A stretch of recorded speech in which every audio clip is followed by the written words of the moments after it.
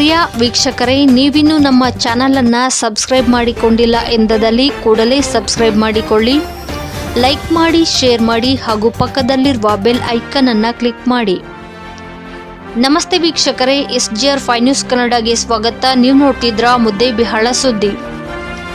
ಸರ್ಕಾರಿ BEd college ಸ್ಥಾಪಿಸಲು ದಲಿತ ವಿದ್ಯಾರ್ಥಿ ಪರಿಷತ್ ಮನವಿ. ಮುದ್ದೇಬಿಹಾಳ ತಾಲೂಕಿನಾದ್ಯಂತ ಈಗ PUC ಮತ್ತು ಪದವಿ ಕಾಲೇಜುಗಳಿದ್ದು, ಮುದ್ದೇಬಿಹಾಳ ತಾಲೂಕಿನ ವಿದ್ಯಾರ್ಥಿಗಳು ಪ್ರತಿ ವರ್ಷ ಇಲ್ಲಿಂದ ಸಾವಿರಾರು ವಿದ್ಯಾರ್ಥಿನಿಯರು ಪದವಿ ಮಾಡಿ ಮುಂದೆ ಹೈಸ್ಕೂಲ್ ಮತ್ತೆ ಕಾಲೇಜುಗಳಲ್ಲಿ ಶಿಕ್ಷಕರಾಗಲು ಬಯಸಿದ್ರೆ ಅವರಿಗೆ ತಮ್ಮ ಪದವಿಯ ನಂತರದಲ್ಲಿ BEd ಶಿಕ್ಷಣವನ್ನ ಪಡೆಯಲೇಬೇಕು.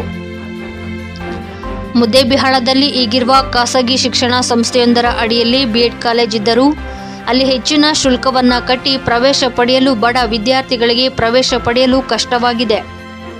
ಆದ್ದರಿಂದ ಸಾವಿರಾರು ವಿದ್ಯಾರ್ಥಿಗಳು ಅರ್ಧಕ್ಕೆ ತಮ್ಮ ಶಿಕ್ಷಣವನ್ನು ನಿಲ್ಲಿಸುತ್ತಿದ್ದಾರೆ ಎಂದು ದಲಿತ ವಿದ್ಯಾರ್ಥಿ ಪರಿಷತ್ ತಾಲೂಕು ಅಧ್ಯಕ್ಷರಾದ ಮುತ್ತು ಛಲವಾದಿ ಮಾತನಾಡಿ, ಮುದ್ದೇಬಿಹಾಳ ಶಾಸಕ CS ನಾಡಗೌಡ ಅಪ್ಪಾಜಿರವರಿಗೆ ಮನವಿ ಸಲ್ಲಿಸಿದರು. ನಂತರ ಮಾತನಾಡಿದ ಶಾಸಕರು, ನಡೆಯಲಿರುವ ಚಳಿಗಾಲದ ಅಧಿವೇಶನದಲ್ಲಿ ವಿದ್ಯಾರ್ಥಿಗಳ ಉನ್ನತ ಶಿಕ್ಷಣ ಅನುಕೂಲವಾಗುವಂತೆ ಮುದ್ದೇಬಿಹಾಳಕ್ಕೆ ಸರ್ಕಾರಿ BEd ಕಾಲೇಜು ಮಂಜೂರಾತಿ ಬಗ್ಗೆ ಚರ್ಚೆ ಮಾಡುತ್ತೇನೆ ಎಂದರು. ಇನ್ನು ಈ ಸಂದರ್ಭದಲ್ಲಿ ವಿದ್ಯಾರ್ಥಿಗಳಾದ ಬಸವರಾಜ್ ಮಹಾಲಿಂಗಪುರ, ಅನಿಲ ರಾಥೋಡ, ಪ್ರಜ್ವಲ್ ಪಾಟೀಲ್, ಶ್ರೀಧರ್ ಮುಂತಾದವರು ಹಾಜರಿದ್ದರು.